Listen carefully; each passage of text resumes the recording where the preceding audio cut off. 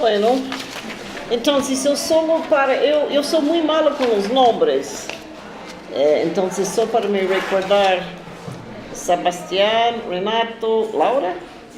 Aí, não recuerdo. Como? Edna. Então, eu penso que não apresentou a semana passada. Ayer. Juliana, eu devo ter recordado, e Ivone, lo que tinha problema com o avião. Da Edna, Ivone, Juliana. Bueno, então, só para explicar um pouco hoje, na direção que estamos indo, eu vou retomar, fazer uma breve revisão dos pontos que eu penso que eram centrais de ayer, para entrar, antes de entrar em etnografia como método, pero para entrar em a antropologia crítica latino-americana, tá? Eu estou querendo falar sobre esta porque eu penso que é importante entender que os antropólogos latino-americanos vêm trabalhando, e muitas vezes em rede. Nós trabalhamos com antropólogos de México, antropólogos de Colômbia, Venezuela e Argentina, para tratar de desenvolver, desarrollar conceitos mais adequados para a América Latina, né? Pensando que a antropologia médica nasceu com antropologia aplicada, com antropologia, como dizem em Brasil, hegemônica. Então, há bastante produção na América Latina, e dos grandes problemas que nós vemos no Brasil é que esta antropologia queda muito mais na periferia. Manda os alunos para a França, manda os alunos para os Estados Unidos a fazer seus estudos. Eles levam com as teorias do norte, como se chama, norte global, e muitas das contribuições americanas latinas são um pouco ignoradas. Sobretudo, são muito mais ignorados pelos antropólogos do norte. Já hice uma investigação sobre redes de comunicação e conseguimos comprovar esta. Bueno, vou iniciar com esta mesma frase que tínhamos ayer, só para nos lembrar que a antropologia de saúde está trabalhando entre a relação entre o biológico e o social. Esta relação recíproca, podemos dizer, ou dialética, como disse Margaret Lock, para nos se situar com a antropologia da saúde e as preocupações. Bueno, então, só para recapitular algumas das ideias centrais que nós discutimos ayer. Primeiro, a saúde é resultado de contextos históricos e sociais. E nesse sentido, para vocês que han lido o capítulo 1 deste livro, ou se lerem mi capítulo histórico sobre Luciana, vão ver que a primeira coisa que aconteceu com as populações indígenas, com o contato dos europeus, é queda de populacional de mais ou menos 65% dentro de uma geração. Por esta, nós não sabemos quantos indígenas existiam antes da chegada dos europeus, porque de fato essas enfermidades europeias corriam antes da chegada física. Vamos pensar em Brasil. Os portugueses chegam no litoral do país e as doenças já correm em frente no interior do país. Então, quando chegam os próprios exploradores, aventureiros ou soldados, já a população estava diminuída. E aí é diminuído mais por questões de escravitude, de mais enfermidades, de assassinatos e a violência. Então, En ese sentido, este es el primer facto de cualquier población indígena en América Latina. Nós não sabemos o que eram, e pensar também em esta queda de população, 75%, pode pensar em mudanças, em cambios radicais de organização social, de perda de conhecimentos. Há exemplo entre os Guaimiri Atriori em Brasil que foram contactados solo neste siglo XX, com a construção de uma hidroelétrica, uma represa hidroelétrica, e a população, quando eu hice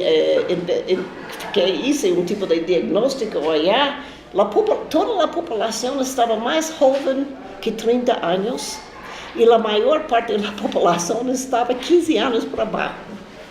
Então, estavam com uma perda enorme dos conhecimentos dos maiores. Então, são fatos para entender, e hoje em dia também pensar um pouco da situação econômico-política marginal que muitas vezes as populações vivem. A outra coisa que enfatizei e que vamos mirar hoje também, ou vamos mirar durante todo este taller, é a coexistência de múltiplas tradições médicas, ou que nós chamamos, Eduardo Menendez chama, modelos de atenção. Ele chama modelos de atenção para assinalar que são maneiras diferentes de pensar a enfermidade.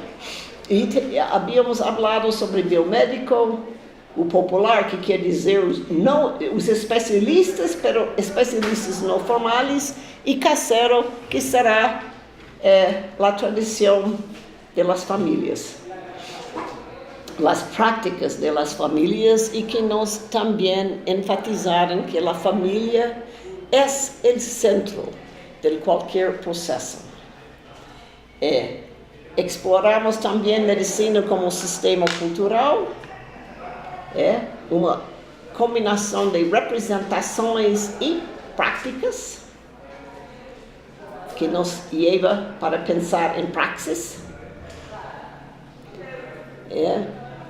que é dinâmica, constantemente em transformação, e é uma relação entre como as pessoas pensam e dizem e o que fazem, e o que podem fazer, porque sempre tem que entender que operam, accionam, actuam dentro de limites. Não podem fazer tudo, mas há limites de que podem escolher como modelos de terapia.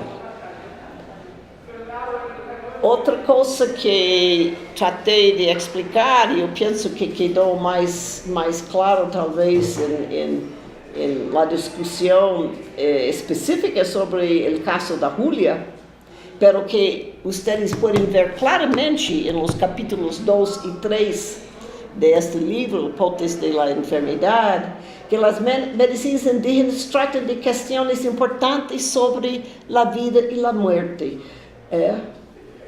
A relação com entre o cosmopolítico e o corpo social. Quando hablo corpo social, estou falando do coletivo.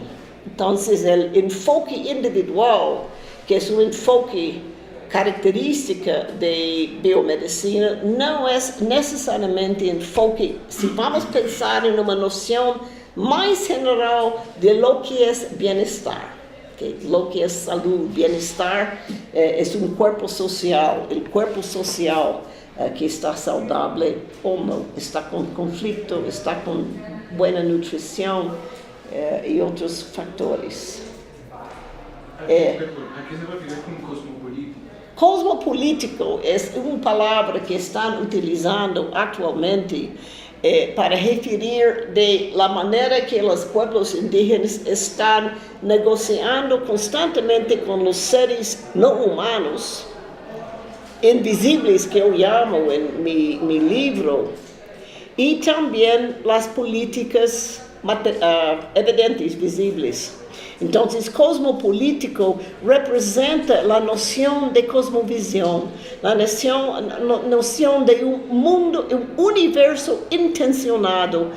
Para vocês que têm interesse em algum momento de etnologia brasileira, a palavra que nós usamos hoje em dia em Brasil é perspectivismo, que é a ideia que o universo está lleno de seres humanos e não humanos, e que todos esses seres que têm intenções, são intencionados.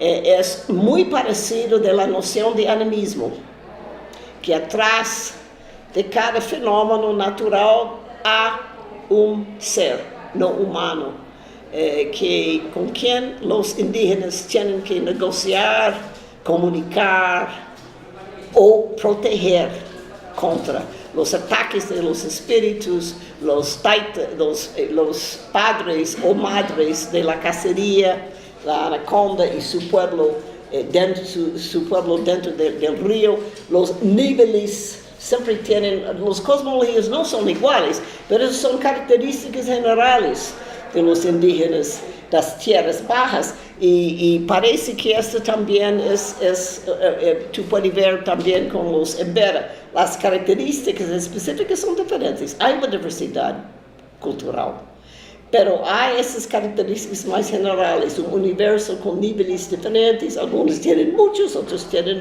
menos, los Siona tienen 4, 5, los Baniwá, que es un grupo arawak, tienen 10, vai depender del grupo, mas el mundo de barro es importante, es bastante importante entre los Embera, el mundo de arriba, y esta idea. Entonces, el chamán tiene que negociar con esos seres para que el bienestar acontece, para que o corpo social está saudável. E é uma palavra que a Marisol de la Cadena, que é uma peruana, começou a utilizar com suas investigações com os homens sábios de los Andes, em Peru. Pero aí, hoje em dia, uma noção bastante comum para pessoas que falam sobre los pueblos indígenas. No son solo las cuestiones políticas visibles, pero también cuestiones políticas que envolven toda la cosmología, ¿no? Y mi libro, yo pienso que a pesar que fue escrito antes de este concepto, demuestra claramente cómo hay una negociación continua. Los rituales son para negociar, para mantener el bienestar del cuerpo social. Bueno, también hablamos de proceso salud, enfermedad, atención,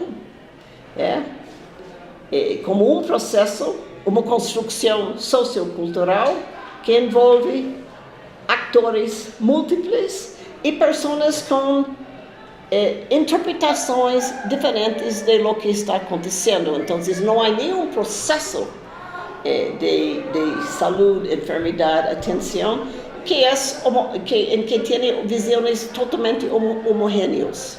As pessoas têm interpretações diferentes e há negociações, às vezes, para decidir que é a enfermidade, que terapia devemos escolher e a avaliação. E se vocês recordam também, eu tratei de falar claramente que não há uma relação direta necessariamente de o que piensan es la causa de la enfermedad y la terapia que escogen. En el sentido que los pioneros en antropología de médica pensaban que hay una división clara, una frontera clara entre prácticas mágicas y prácticas naturales. Y si la causa es mágica, la terapia escogida también es mágica.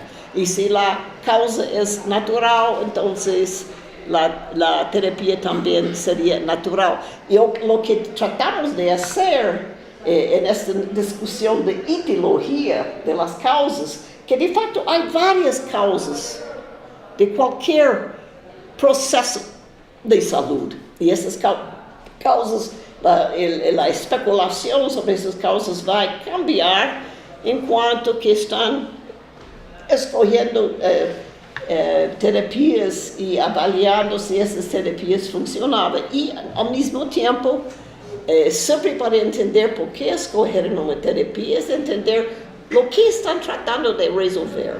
Qual é a resolução? São os sintomas, são as causas, a causa última, a causa eficaz, que seria a poluição. Talvez, se vamos regressar um pouco, pensar no caso de Ricardo e seu problema do pele, a causa eficaz foi a urina da culebra, e esta também pode ser uma tentativa de limpar esta poluição, pero esta não vai resolver o problema último, que era um outro chamán que não lhe custou, que mandou a culebra para ser ele enfermo, ou como ele foi ao posto de saúde para curar os sintomas da pele. Então, a ideia é que a itinerária terapêutica, que é a busca, é um processo.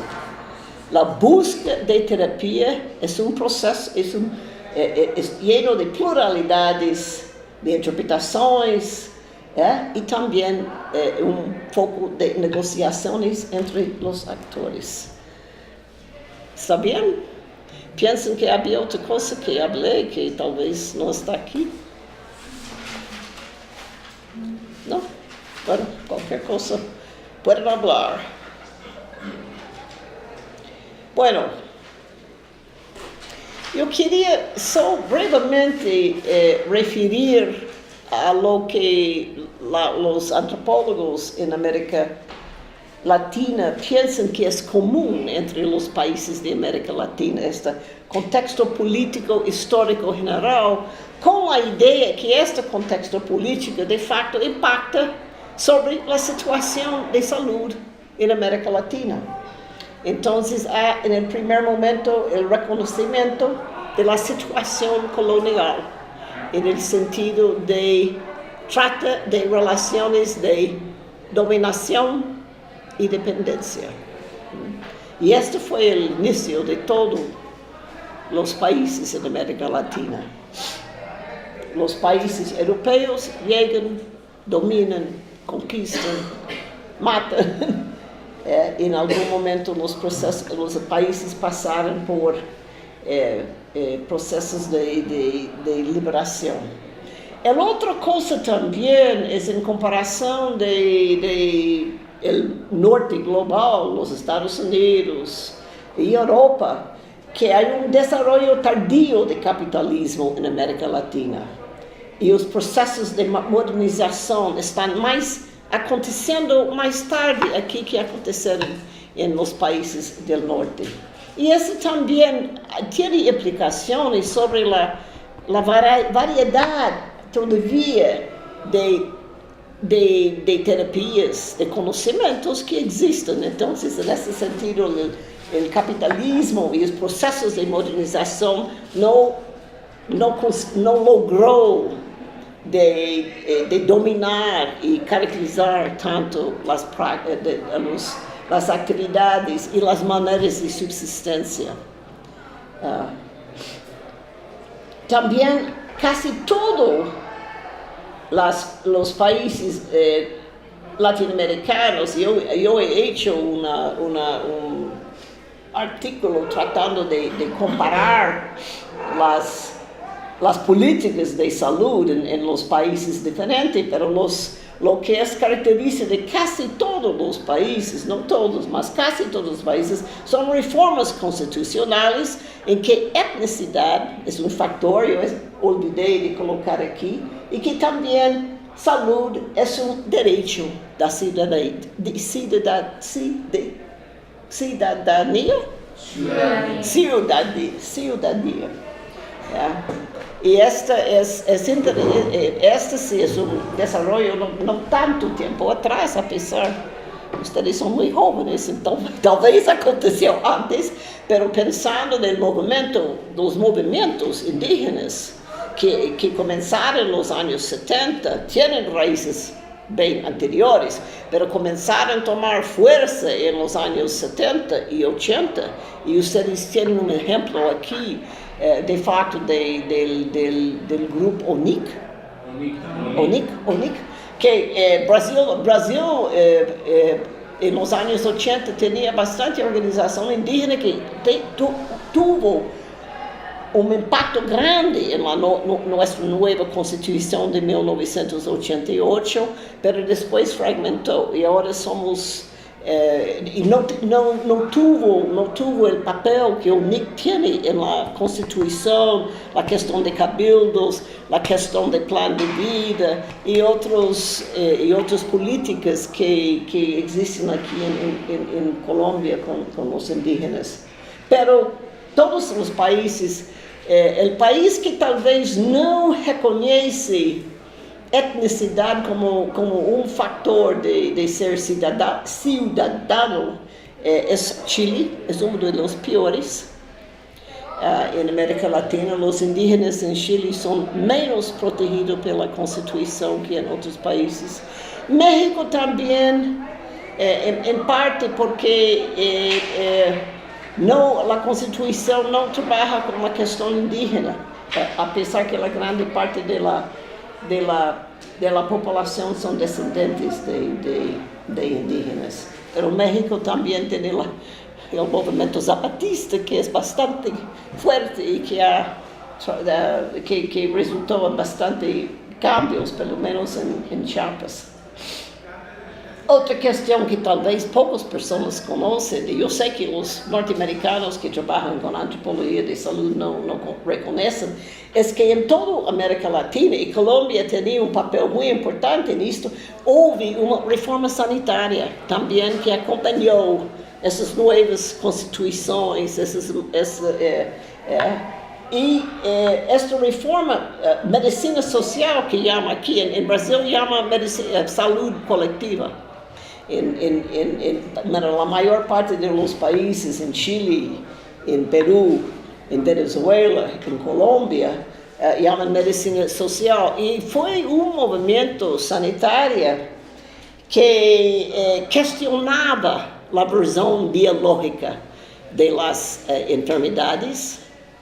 E também é uma linha de militantes para a saúde que miram as ciências sociais para se informar sobre condições de saúde. No sentido, em Brasil, por lo menos, o início da antropologia da saúde, das primeiras investigações que começaram a acontecer nos anos 70, final dos anos 70, eram inspirados pelo movimento sanitário e não por antropologia. Então, os orígenes de antropologia de saúde na América Latina em geral são muito diferentes que os orígenes na América do Norte, onde os antropólogos iam trabalhar com equipos médicos para instrumentalizar seus resultados. Na América Latina foi muito mais uma mirada por parte desses profissionais de saúde às ciências sociais para entender as condições. Estavam questionando uma visão puramente epidemiológica. A visão epidemiológica trabalha basicamente com estatísticas. Dividir em classes sociais e ver as estatísticas de que enfermidades tinham, que pobreza tinham, tudo isso. Então, foi realmente este movimento, esta reforma sanitária foi bastante importante na América Latina. E eu penso que, para pensar a diferença das antropologias, esta reforma sanitária marcou bastante. O interessante, eu cheguei no Brasil, e havia poucas pessoas que identificaram com antropologia da saúde, e os poucos que identificaram estavam em escolas médicas, em departamentos de medicina social, institutos de medicina social, e não em departamentos de antropologia. Então, é interessante pensar, não, esta relação interdisciplinar. Né? E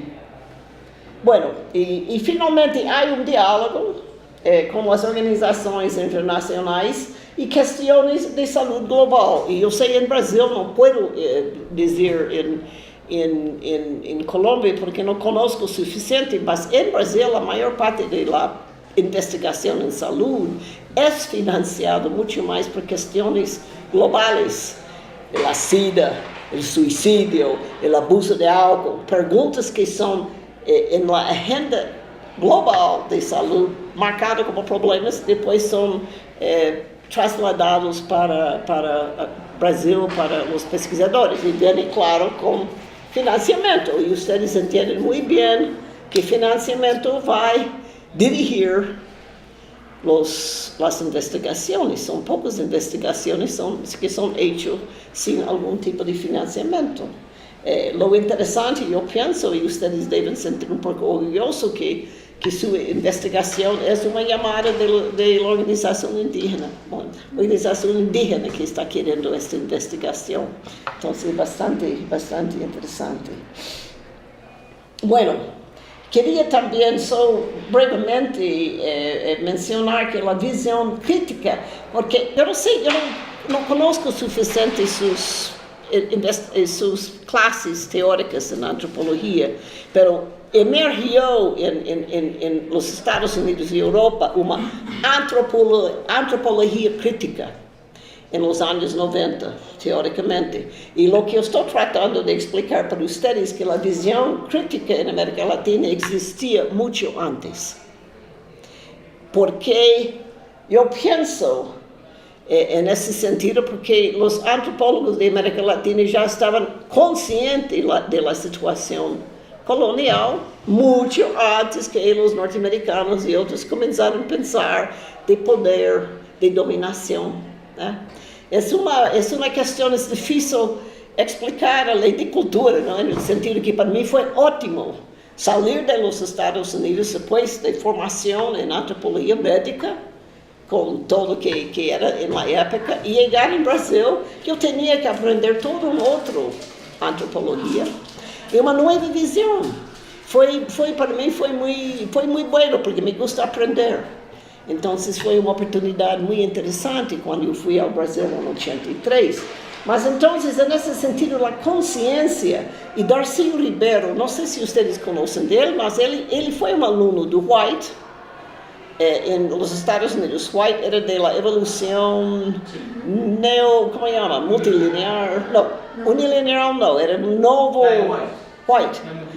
E ele foi aluno dele, mas regressa ao Brasil, e dentro do modelo de White, ele vai inserir a questão de países dependentes e países independentes, como o desenvolvimento econômico, estrutural e a organização social também é cruzado transversalmente por a questão de dependência. Então, e esses são os anos 60 que está escrevendo esta. O Guilherme Bonfil Batalha, que era um antropólogo, morreu em um acidente de automóvel, jovem todavia, 50 anos talvez, mas em 1966, o Guilherme Bonfil Batalha escreve um artículo em antropologia, current anthropology, em uma revista dedicada à antropologia aplicada, em 66, bem antes dos anos 90, e disse: os problemas de saúde na América Latina não são culpa da cultura.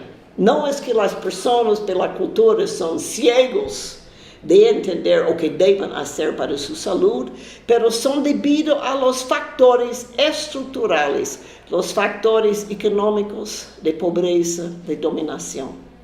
Então, é um mensagem, um artículo muito curto, em inglês, mas muito bonito, porque em 66 está dizendo, não é que os campesinos ou os indígenas são ignorantes e que a cultura é a razão que são insaudáveis e pobres, pero muito mais porque estão em condições estruturais, onde são dominados pela pobreza e por fatores estruturais. Anos depois, se tornou o conceito violência estrutural. Não sei se vocês han escuchado desta palavra, pero em las investigações sobre SIDA, eles han hablado bastante que a distribuição de populações com altas taxas de SIDA são baseados em fatores de pobreza e de gênero. Então, encontramos hoje em dia não SIDA entre os homossexuais, pero muito mais entre mulheres e pessoas pobres. E isso não é porque são ignorantes, mas isso é porque, de fato, estão em uma situação que os fatores, a violência estrutural está condicionando seu estado de saúde. Isto quedou claro, mais ou menos, porque, num sentido, pode pensar até que ponto a modernização, o capitalismo chegou ao Chocó. Eu não sei das aldeias onde vocês, dos pueblos onde vocês vão estar, mas se há um avanço como entre os indígenas Siona, do capitalismo e do sistema do mercado, muitos dos problemas que eles enfrentam, de fato, são violências estruturais. Eles não têm como viver sem comprar. Não há mais floresta, porque a ecologia foi destruída. Não pode mais sobreviver com caça e chacra. Muitos já estão em cidades, porque foram desplaçados com a violência. A mesma coisa em cidade, está sujeito totalmente de viver através de dinheiro, do mercado. Então, há que entender a situação de saúde, as condições de saúde, muito mais como resultado desses processos e não de processos culturais. Essa é uma coisa que eu tratei em outras maneiras de falar ayer. Também essa visão crítica na América Latina reconhece que a biomedicina está num processo de medicalização. Eu não sei o que vocês entendem para medicalização. Antes de que siga, quisiera como que de pronto hiciera una distinción breve. ¿A qué se refiere con problemas estructurales? ¿Es una visión marxista de...? É um pouco marxista, sim, sobre questões econômicas, questões políticas, que hacen a estrutura, e que hacen a estrutura da sociedade que, de facto, resulta em violência sobre os subalternos. Sim, é esta. Sim, é um enfoque mais marxista. Bueno, então, puedo passar por o processo de medicalização. O processo de medicalização é pensado em um processo em que áreas da vida, a expansão da medicina em áreas da vida que antes não eram pensadas como sujeito da biomedicina. E vamos pensar embaraço. Embaraço é uma doença? Não. Vergüenza. Não. Mulher esperando ninho. Embaraço. Sim. Luego que dijo embarazo. Não, é que eu estou dizendo, é um exemplo do avanço da medicina que controle o processo de embaraço. É uma medicalização. Uma outra é velhice, uma medicalização. E o outro é o que tu comes. Porque tem que recordar também que o sistema biomédico é um sistema moral. É um sistema de valores. Um sistema terapêutico também. E um sistema capitalista. porque é uma indústria. Se começa, sobretudo, a pensar na questão de medicamentos. Ahora con la depresión, que la ansiedad, que Sí. para todo. Todo, hoje em dia, todos os estados são medicalizados. Sim, é um bom exemplo, não? Então, este processo de medicalização. E ao final tem outro importância, outro fator que chama, e esse segue um pouco o italiano marxista. Gramsci. Sim, Gramsci. Obrigada, graças. Sobre a agência dos próprios atores, a capacidade dos atores agir, actuar, pensar, refletir. Então, esta vai permear essas visões críticas. Se vamos mirar particularmente a antropologia da saúde, e esta vier um pouco sobre meu acompanhamento, não, de outros países, será o enfoque metodológico em seu exame e interpretação, que os latino-americanos estão muito interessados em como o macro expressa os processos micros. E isso é interessante pensar em suas próprias experiências de campo que vão a ser, porque sua mirada é ao micro, são processos micros sociais, pero de facto os processos macros se expressam nesses processos. Então, essa é uma preocupação que podemos dizer do enfoque latino-americano na antropologia da saúde. Esses são comentários feitos por o Tullio Cepili, que é um italiano que seguia bastante a escola de Gramsci, e isso é uma grande contribuição para as antropologias médicas da periferia. Itália não, nesse sentido, não, sua mirada não hizo parte da visão do norte. E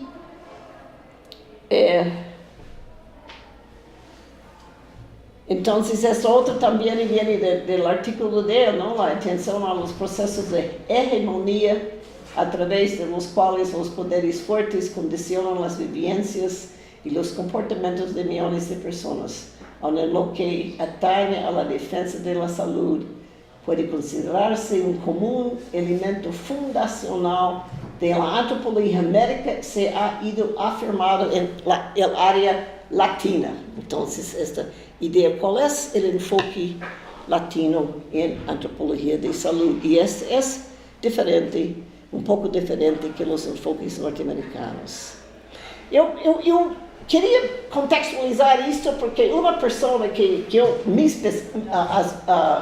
várias perguntas de investigação que eu estou fazendo seguem Eduardo Menéndez, que é um argentino, pero há 40 anos atrás foi para México. Eu penso que foi huyó da ditadura argentina, que os intelectuais. Colômbia não passou por isso, pero o Brasil passou, Chile passou, Argentina passou, Uruguai passou, a saída de muitos intelectuais, e uma grande parte dos intelectuais argentinos foram para México. E Eduardo Menéndez é uma dessas, e que é um líder, eu penso, no desenvolvimento de conceitos em antropologia de saúde em América Latina. E nós utilizamos, agora, tem que entender que as investigações que eu hago em geral, em Brasil, tem um enfoque que está tratando de entender, igual, um pouco diferente, pero parece parecido desse livro aqui, em a interface entre os serviços públicos que são oferecidos para a população indígena e a maneira que os indígenas articulam com esses serviços de saúde e articulam todas suas práticas de saúde, seus conhecimentos e práticas. Então, trabalhamos bastante com a noção de Menendez sobre as práticas de autoatenção. Eu penso que talvez um pouco triste o conceito de autoatenção, porque os profissionais de saúde usam a palavra autocuidado. E frequentemente eu vejo que as pessoas confundem, até meus próprios alunos começam a falar de autocuidado, e dizem, não, isso não é. Porque autocuidado é quando o profissional diz para o paciente, vai tomar este remédio em cada 8 horas, tu vai comer assim, não vai comer isto, e aí depois vai julgar o paciente, se o paciente obedece ou não obedece. Então, autocuidado é um conceito que quer a capacidade do paciente seguir as instruções médicas. O que o Menendez está querendo trabalhar é muito mais como as populações se cuidam, segundo suas representações e práticas. Então, vai falar de representações e práticas, o que nós temos já discutido, não? Que a população usa ao nível de sujeito e de grupo social para diagnosticar, explicar, atender, controlar, aliviar, aguentar, curar, solucionar ou prevenir os processos que afetam sua saúde, em termos reais ou imaginários. Essa é uma definição de um sistema de saúde, de um ponto de vista antropológico. Sem a intervenção central, diretamente e intencional de curadores profissionais, aun quando esses podem ser a referência da atividade de autoatenção. Então, a ideia da autoatenção é que os próprios grupos assumem esta atividade de diagnosticar, de interpretar, de explicar, de cuidar, de controlar, de aliviar, de contar, de solucionar, de prevenir, não? Então, é bem Gramsci, nesse sentido de olhar a agência. Então, nesse sentido, ele vai dizer, são relativamente autônomos e inclui também automedicação. Então, quando a pessoa sai da consulta médica com sua receita, e começa a tomar, e epilepsia é muito interessante, porque sabemos que os pacientes de epilepsia não seguem as instruções de los médicos, porque eles, como têm efeitos colaterais que são desagradáveis, as investigações han mostrado que os pacientes vão tomar em intervalos que evitam eles ter esses surtos de epilepsia, mas são muito mais distanciados do que o médico recomenda. Então, eles começam a demorar mais tempo, tomar com menos frequência, até começam a ter surtos epilépticos. Então, eles ajustam. E essa é uma coisa que os médicos querem arrancar nos cabelos, que não pode ser. Mas o que o Menendez está dizendo, essa também é uma prática de autoatenção, essa também é a autonomia relativamente do paciente. E também, eu penso, esta me gusta muito, porque esta remete para mim para o arquiteto de los pioneiros em antropologia, e o que eu trato de explicar em meu livro é que não pode separar saúde com outros aspectos da cultura. Por exemplo, que já falamos hoje, cosmovisão, não pode separar. Então, ele vai dizer, práticas de autoatenção têm 2 níveis. O primeiro será o sentido amplo. Todas as formas que se requerem para assegurar a reprodução biosocial dos retos e grupos a nível dos microgrupos. Reprodução biosocial. Eu quero enfatizar isto, porque esta também marca uma diferença entre, às vezes, programas de saúde entre populações indígenas. Eu posso regressar para falar dos Guarani, que eu di um pouco de história ayer. Os Guarani têm, como indiquei ayer, uma taxa altíssima de mortalidade infantil. E esta é basicamente por questões de malnutrição. O que sabemos é que as famílias são bastante fragmentadas.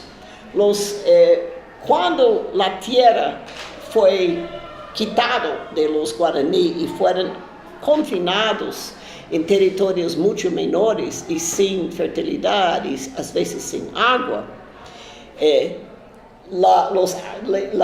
os árvores foram cortados, foram arrasados e implantaram grandes fincas de ganado e de cana. E com a produção de cana, fundaram, porque o Brasil começou nos anos 70, eu penso que foi quedar independente de necessidade de petróleo, porque inventaram carros que andam em álcool hecho de cana. Então, o que passou era plantações enormes de cana, estabelecimento de ursinhos, onde isso está processado e se torna álcool, e os indígenas trabalham nessas usinas. Então, o que tu tienes é as mulheres, os abuelos em las aldeias e os homens adultos trabalhando em las usinas. E então, quer dizer que os que estão no pueblo não têm frequentemente como o que podem comer, porque os papéis entre os géneros de homem e mulher são recíprocos. E os homens lejos, que quedam fora de seu pueblo durante vários meses, e que também começam a entrar no uso abusivo de álcool e gastar seu dinheiro em outras coisas, em vez de mandar para a família. Então, o que você tem é uma quebra do tecido social entre a família extensiva. Dar comida não é no sentido de suplementar esses grupos com comida para que os ninhos não mueram tanto, não é uma solução final. É um paliativo, não é paliativo. Então, vamos pensar no caso. E nós em cima, e tem outro problema com os Guarani, que é uma taxa altíssima de suicídio. Vocês têm também no Chocó. Eu não sei se os grupos onde vocês vão, pero há grupos no Chocó, em Vera, que sofrem de uma das taxas mais altas de suicídio.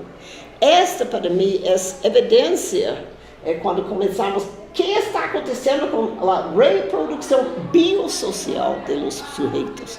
Nós não estamos falando de só manter os corpos, pero estamos falando del tejido social.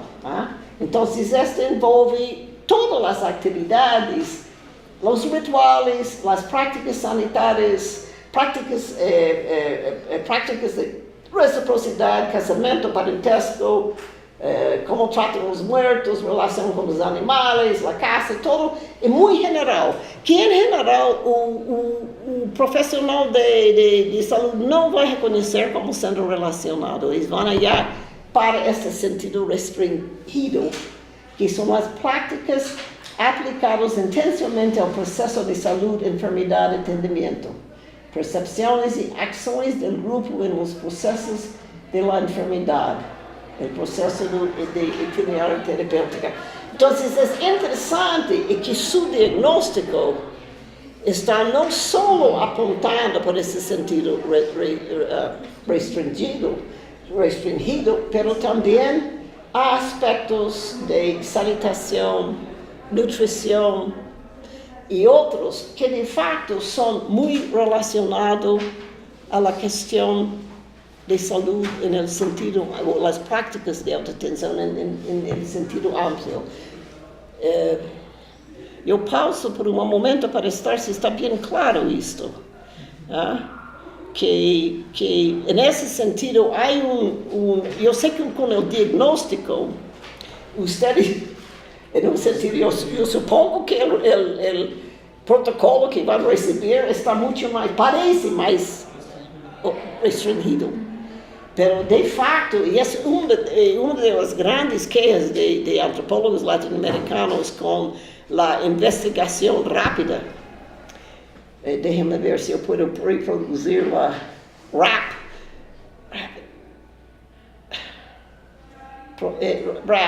Chamamos métodos RAP, que são métodos rápidos para determinação de saúde, em que uma pessoa chega numa semana, responde com dados, perguntas cerrados, e sai dizer essa é a condição de saúde.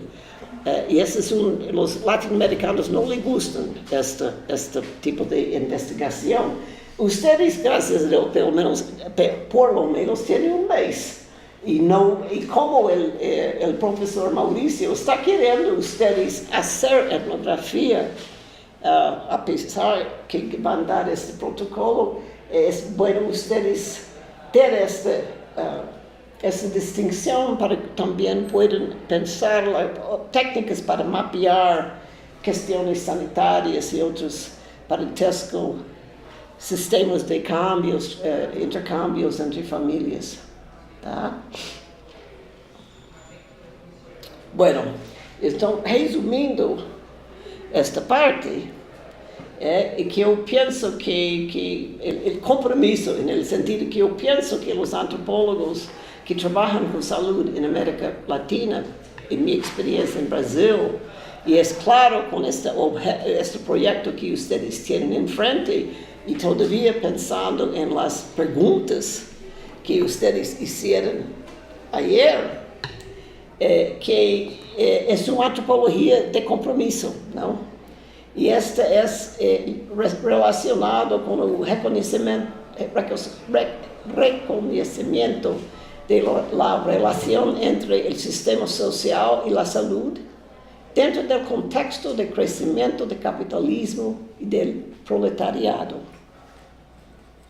Examinem o processo de saúde e enfermidade como sistema de praxis que tem dimensões socioculturais e políticas.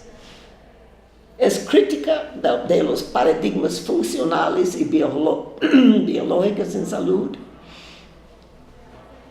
E há papel importante das ciências sociais para a compreensão dos aspectos biológicos e psicossociais. É interessante que a organização indígena queria ciências sociais a ser seu projeto, e não médicos e enfermeiros. E se eu entendo, isso foi essa é bastante comum em Colômbia, parece, mas foi a solicitação foi para ciências sociais, não foi para profissionais em saúde. E a produção do conhecimento deve contribuir à ação, à eliminação de desigualdades em saúde, inclusão social e a construção de cidadania. Então, eu penso, por lo menos, que esta caracteriza os antropólogos na América Latina que estão fazendo investigações em saúde. E não é uma antropologia ao serviço da biomedicina, que nós encontramos nos Estados Unidos, é muito mais especializada e muito mais fazendo perguntas que a biomedicina faz. Vocês não estão, essas não são suas perguntas que vão fazer.